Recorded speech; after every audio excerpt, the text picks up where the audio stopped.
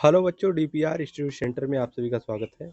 देखिए, SSC GD का exam start हो गया है और बहुत सारे बच्चे एग्ज़ाम दे भी चुके हैं।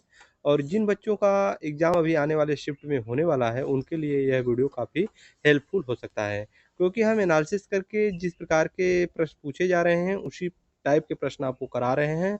और यहाँ से प्रश्न आपके एग्ज़ाम में बनने के पूरे चांसेस बनते हैं। तो आप लोग जितने भी वीडियो दिए जा रहे हैं, उसको एक भी वीडियो मिस मत करिए, देखते रहिए। कहीं न कहीं अगर 1, 2, 3 प्रश्न भी आपके फँस जाते हैं, तो आपका अच्छा खासा मेरिट बन जाएगा। तो आइए देखा जाए। देखिए, पहला प्रश्न है, एलोरा का कैलाश मंदिर और महाबलीपुरम का रथ है मंदिर किस प्रकार की मंदिर वास्तुकला का उदाहरण है? तो यह र रॉकट गुफाएँ क्या है? रॉकट गुफाएँ, इसका राइट आंसर हो जाएगा रॉकट गुफाएँ। ऑप्शन डी इसका करेक्ट आंसर होगा। अगला प्रश्न देखते हैं, शैल चित्रकारी क्या है? शैल चित्रकारी यानी रॉक पेंटिंग की शुरुआत कब हुई थी? तो शैल चित्रकारी रॉक पेंटिंग की शुरुआत कब हुई थी? भीमबेटका कब हुई थी?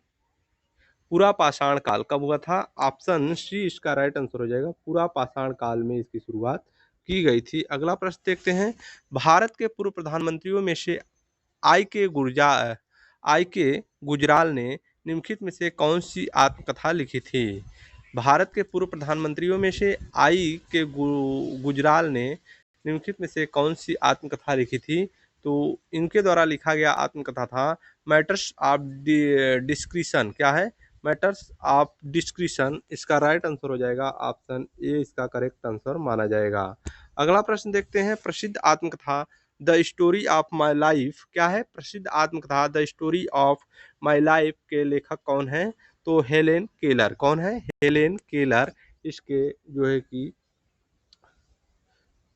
लेखक हैं। ऑप्शन ए इसका राइट आंसर हो जाएगा। अगला प्रश्न देखते हैं, किस वर्ष मिहिर सेन ने एक ही कैलेंडर वर्ष में 5 महासागरों को तैरने वाला एकमात्र व्यक्ति बनकर इतिहास रचा था? तो इसका राइट आंसर हो जाएगा, इसका राइट आंसर क्या हो जाएगा? 1966। क्या होगा? 1966। ऑप्शन सी इसका करेक्ट आंसर है। भारत में प्रो रेसलिंग लीग की शुरुआत कब हुई थी? प्रो रेसलिंग लीग कब हुई थी इसकी शुरुआत? 2015। ऑप्शन बी इसका राइट आंसर हो जाएगा, प्रो रेसलिंग लीग की शुरुआत भारत में 2015 में हुई थी। अगला प्रश्न, कैलाश मंदिर निम्नलिखित में से किस प्रकार की चट्टान से बना हुआ है? बेसाल्ट की चट्टान। क्या हो जाएगा? इसका राइट आंसर है ऑप्शन ए, बेसाल्ट की चट्टान। कैलाश मंदिर निम्नलिखित में से किस प्रकार की चट्टान से बना है? बेसाल्ट की चट्टान। अगला प्रश्न, जंतर मंतर जयपुर में कितने मुख्य स्थित यंत्र पाए जाते हैं? जंतर मंतर जयपुर में कितने मुख्य स्थिर यंत्र पाए जाते हैं? तो 20 स्थिर यंत्र। क्या? 20 स्थिर यंत्र। ऑप्शन सी इसका राइट आंसर है। अगला प्रश्न देखते हैं, निम्नलिखित में से किस भारतीय स्लाइड वादक गायक और संगीतकार के रूप में प्लेनेट सिम्फनी ऑर्केस्ट्रा की शुरुआत की गई? तो इसका राइट आंसर हो जाएगा नरसिम्हन रवि विकिरण। नरसिम्हन रवि विकिरण। इसका राइट आंसर ऑप्शन डी इसका करेक्ट आंसर है। अगला प्रश्न देखते हैं, लाई हरोबा जिसका शाब्दिक अर्थ देवताओं का त्योहार मुख्य रूप से भारत के किस राज्य में मनाया जाता है? तो लाई हरोबा जिसका शाब्दिक अर्थ देवताओं का त्योहार है, यह मणिपुर यानी ऑप्शन बी इसका करेक्ट आंसर हो जाएगा, मणिपुर में इसे मनाया जाता है। भजन सोपोरी निम्नलिखित में से किस वाद्य यंत्र से जुड़े हैं? भजन सोपोरी निम्नलिखित में से किस वाद्य यंत्र से जुड़े हैं? तो यह संतूर वाद्य यंत्र से जुड़े हैं। ऑप्शन बी इसका राइट आंसर हो जाएगा, ऑप्शन बी इसका सही आंसर माना जाएगा। अगला प्रश्न है, निम्नलिखित में से किसने निर्मला की रचना की है? निर्मला की रचना किसके द्वारा किया गया है? तो मुंशी प्रेमचंद जी। क्या हो जाएगा? ऑप्शन ए इसका राइट आंसर होगा, मुंशी प्रेमचंद्र जी। अगला प्रश्न देखते हैं, वीर नाट्यम निम्न में से किस राज्य के नृत्य की एक प्राचीन शैली है? वीर नाट्यम निम्न में से किस राज्य के नृत्य की एक प्राचीन शैली है? Option B Andhra Pradesh. क्या होगा? ऑप्शन बी आंध्र प्रदेश की एक प्राचीन नृत्य शैली है। अगला प्रश्न देखते हैं, क्या है? पोपिर नृत्य का संबंध निम्नलिखित में से किस राज्य से है? पोपिर नृत्य का संबंध निम्नलिखित में से किस राज्य से है? अरुणाचल प्रदेश। इसका राइट आंसर हो जाएगा ऑप्शन ए अरुणाचल प्रदेश। अगला प्रश्न देखते हैं, भारत का नेशनल फूड वर्क प्रोग्राम किस वर्ष से शुरू हुआ था? भारत का नेशनल फूड वर्क प्रोग्राम किस वर्ष से शुरू हुआ था? 2004। इसका राइट आंसर होगा 2004, ऑप्शन सी करेक्ट आंसर होगा। अगला प्रश्न देखते हैं, निम्नलिखित में से कौन सा त्योहार मृतक मृतक से यीशु के पुनरुत्थान की याद में मनाया जाता है? मृतक से यीशु के पुनरुत्थान की याद में मनाया जाता है ईस्टर। क्या हो जाएगा? Easter. Option D correct answer हो जाएगा ईस्टर। अगला प्रश्न देखते हैं, भारतीय भारतीय लोक और जनजातीय नृत्य शैलियों के संबंध में सही कथन कौन सा है? तो सही कथन कौन सा है? मटकी असम का, और थांगटा मणिपुर का, और फुगड़ी गोवा का। तो इसमें कौन सा सही कथन है आपको बताना है। तो इसका राइट आंसर हो जाएगा थांगटा थांगटा मणिपुर और फुगड़ी गोवा में। क्या हो जाएगा? थांगटा मणिपुर और फुगड़ी गोवा, यानी केवल 2 और 3। ऑप्शन बी इसका राइट आंसर होगा। ऑप्शन बी इसका सही आंसर माना जाएगा। अगला प्रश्न है, भारत भारत नौजवान सभा के बारे में निम्नलिखित में से कौन सा कथन गलत है? तो इसका राइट आंसर सी हो जाएगी। इसकी स्थापना 1927 में हुई थी, 1927 में हुई थी। यह कथन गलत है। इसकी जो स्थापना 1926 में हुई थी। ऑप्शन सी इसका राइट आंसर है, यानी कि यह कथन क्या है? गलत है। अगला प्रश्न, निम्नलिखित में से किसने बंगाल में प्रसिद्ध नील विद्रोह का नेतृत्व किया था? नील विद्रोह का नेतृत्व विष्णु विश्वास एवं दिगंबर विश्वास के द्वारा किया गया था। ऑप्शन ए इसका करेक्ट आंसर माना जाएगा। विष्णु विश्वास एवं दिगंबर विश्वास। निम्नलिखित में से किस क्रांतिकारी को अंग्रेजों ने अलीपुर बम साजिश के मामले में आरोपी के रूप में गिरफ्तार किया था?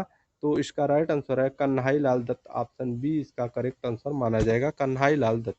क्रांतिकारी भगत सिंह की उम्र क्या थी जब उन्हें फांसी हुई थी? तो उनकी उम्र जो है, भगत सिंह की उम्र थी 23 वर्ष। ऑप्शन सी करेक्ट आंसर हो जाएगा 23 वर्ष। अगला प्रश्न देखें, खुदीराम बोस को निम्नलिखित में से किस जेल में फांसी दी गई थी? मुजफ्फरपुर। इसका राइट आंसर हो जाएगा ऑप्शन सी, मुजफ्फरपुर में खुदीराम बोस को फांसी दी गई थी। निम्नलिखित में से किसने जलियांवाला बाग हत्याकांड के जिम्मेदार ब्रिटिश अधिकारी माइकल ओडायर की हत्या की थी? तो उधम सिंह। क्या हो जाएगा? इसका right answer Udham Singh. Option C इसका करेक्ट आंसर होगा। अगला प्रश्न है, निम्नलिखित में से किसने लंदन में सर विलियम कर्जन वायली की हत्या कर दी थी?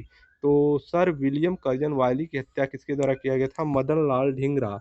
ऑप्शन ए इसका करेक्ट आंसर हो जाएगा, मदन लाल ढींगरा। अगला प्रश्न क्या है, निम्नलिखित में से कौन से शब्द 24वें संविधान संशोधन अधिनियम द्वारा प्रस्ताव में जोड़े गए थे? समाजवादी, धर्मनिरपेक्ष और अखंडता। ऑप्शन डी इसका राइट आंसर होगा। ऑप्शन डी इसका राइट आंसर होगा। अगला प्रश्न देखते हैं, क्या है, भारत सरकार और एक या अधिक राज्यों के बीच कोई विवाद होता है तो सर्वोच्च न्यायालय के किस क्षेत्राधिकार के अंतर्गत आता है? तो इसका राइट आंसर हो जाएगा अनन्य मूल। ऑप्शन सी इसका राइट आंसर है, अनन्य मूल। अगला प्रश्न देखते हैं, क्या होगा, उच्च न्यायालय के मुख्य न्यायाधीश की अनुपस्थिति में राज्यपाल किसकी उपस्थिति में शपथ लेते हैं? उच्च न्यायालय के उपलब्ध वरिष्ठतम न्यायाधीश। क्या होगा? उच्च न्यायालय के उपलब्ध वरिष्ठतम न्यायाधीश। ऑप्शन सी इसका राइट आंसर होगा। अगला प्रश्न देखते हैं, निम्नलिखित में से कौन सी भारत की संसदीय सरकार की विशेषता नहीं है? राज्यसभा का विघटन। क्या है? राज्यसभा का विघटन। यह इसका राइट आंसर है। अगला प्रश्न देखते हैं, भारतीय संविधान का निम्नलिखित में से कौन सा अनुच्छेद कार्य और मातृत्व राहत के लिए न्याय संगत और मानवीय परिस्थितियों के प्रावधान से संबंधित है?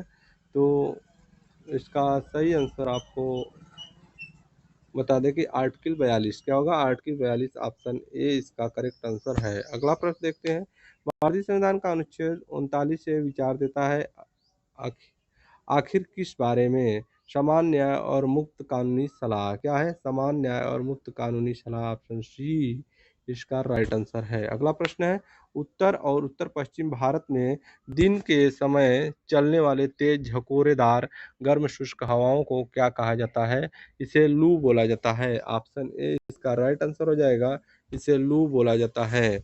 2011 की जनगणना में निम्नलिखित में से कौन सा राज्य साक्षरता दर उच्चतम कुल प्रतिशत वाले शीर्ष 3 राज्यों में से नहीं था? तो इसका राइट आंसर हो जाएगा त्रिपुरा। क्या होगा? त्रिपुरा। ऑप्शन डी इसका करेक्ट आंसर माना जाएगा, त्रिपुरा। अगला प्रश्न है, कृष्णा बेसिन के कुल जल ग्रहण क्षेत्र का कितना प्रतिशत कर्नाटक से होकर बहता है? 44%। कितना प्रतिशत? 44%। ऑप्शन डी इसका राइट आंसर हो जाएगा 44%। अगला प्रश्न है, क्या है? भूमि पर गिरने वाले जल का कितना प्रतिशत भाग महासागरों के साथ अन्य स्थानों से वाष्पीकरण द्वारा वायुमंडल में लौटता है? 59%। क्या हो जाएगा? 59। ऑप्शन सी इसका राइट आंसर हो जाएगा 59। अगला प्रश्न है, निम्नलिखित में से कौन से पेड़ भारत में पर्णपाती बने वनों में पाए जाते हैं? तो सागौन। सागौन जो है भारत में पर्णपाती वनों में पाए जाते हैं। ऑप्शन ए इसका राइट आंसर है। अगला प्रश्न है, निम्नलिखित में से कौन सा राजकोषीय सुधारों का एक घटक नहीं है? राजकोषीय सुधारों का एक घटक नहीं है ब्याज दर में बदलाव। Option option A correct answer हो जाएगा, ब्याज दर में बदलाव। अगला प्रश्न देखते हैं, भारत में उत्पादित वस्तुओं को आयात से बचाने के लिए अपनाए गए तरीकों पर विचार करें। इसका राइट आंसर क्या होगा? देखिए, इसका करेक्ट आंसर होगा भारी टैक्स है, और अधिकतम सीमा इनमें से कौन सा सही है? तो इसका राइट आंसर एक और दो दोनों सही है। ऑप्शन सी इसका करेक्ट आंसर है। यानी कि ये जो भारी टैक्स दिया है और अधिकतम सीमा इनमें से कौन सा सही है पूछ रहा है, तो भारी टैक्स और अधिकतम सीमा ये दोनों जो है ऑप्शन इसमें सही है। अगला प्रश्न देखते हैं, निम्नलिखित में से कौन सा भारत में माइक्रो फाइनेंस वितरण वितरण तंत्र की कई दृष्टिकोण में से एक नहीं है? तो इसमें कौन सा नहीं है? सस्ता सब्सिडी वाला क्रेडिट, स्वयं सहायता समूह, माइक्रो फाइनेंस संस्थान, बैंक लिंकेज प्रोग्राम। तो इसका राइट आंसर हो जाएगा सस्ता सब्सिडी वाला क्रेडिट, यानी ऑप्शन ए इसका राइट आंसर है। अगला प्रश्न देखते हैं, देशों को जोड़ने से भूमंडलीकरण का परिणाम क्या होगा? तो उत्पादों के बीच अधिकतम प्रतिस्पर्धा। क्या होगा? उत्पादों के बीच अधिकतम प्रतिस्पर्धा। ऑप्शन बी इसका करेक्ट आंसर है। अगला प्रश्न देखते हैं, उच्च आय वर्ग के लोग पर कर की दरों की वृद्धि की गई, जिसमें परिणाम स्वरूप क्या हुआ? तो आय और धन की समस्याएं कम हुई। क्या हुआ? आय और धन की समस्याएं कम हुई। ऑप्शन बी इसका करेक्ट आंसर है। अगला प्रश्न देखते हैं, निम्नलिखित में से कौन सा विकल्प जंतु कोशिकाओं में नहीं पाया जाता बल्कि एक केवल पादप कोशिकाओं में होता है? क्या है? प्लास्टिड। क्या है? प्लास्टिड। ऑप्शन सी इसका करेक्ट आंसर प्लास्टिड। अगला प्रश्न है, विटामिन ए के बारे में सही कथन कौन सा है? ए बीटा कैरोटीन विटामिन ए का पूर्ववर्ती है। बी पत्तेदार हरी सब्जियां और पीले फल इसके अच्छे स्रोत हैं। ए और बी दोनों। ऑप्शन सी इसका राइट आंसर हो जाएगा। अगला प्रश्न देखते हैं कि किस प्रसिद्ध रसायन ने जीवनवाद के सिद्धांत का यह कहकर खंडन किया कि कार्बनिक पदार्थ केवल जीवित वस्तुओं से उत्पादित किए जा सकते हैं? Frederick Wohler. किसके द्वारा खंडित किया गया था? ऑप्शन बी करेक्ट आंसर है, फ्रेडरिक बोलर के द्वारा। अगला प्रश्न है, बेकिंग सोडा का रासायनिक नाम क्या है?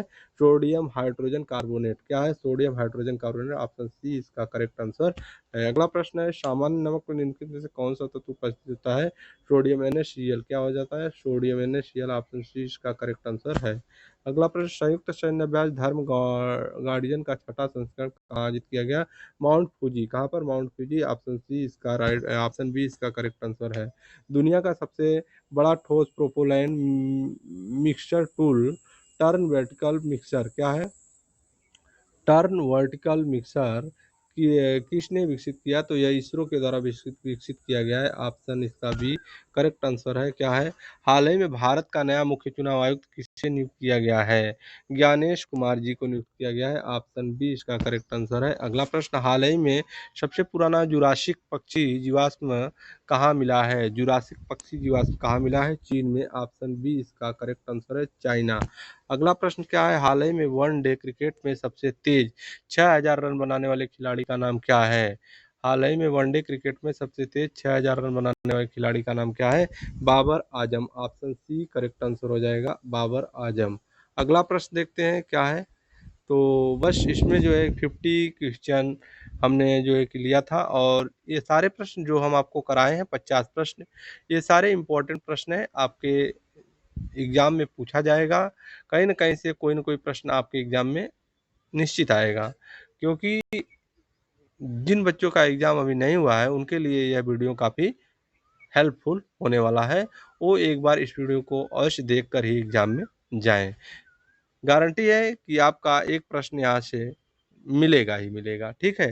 फिर मिलते हैं नेक्स्ट वीडियो में, तब तक के लिए धन्यवाद।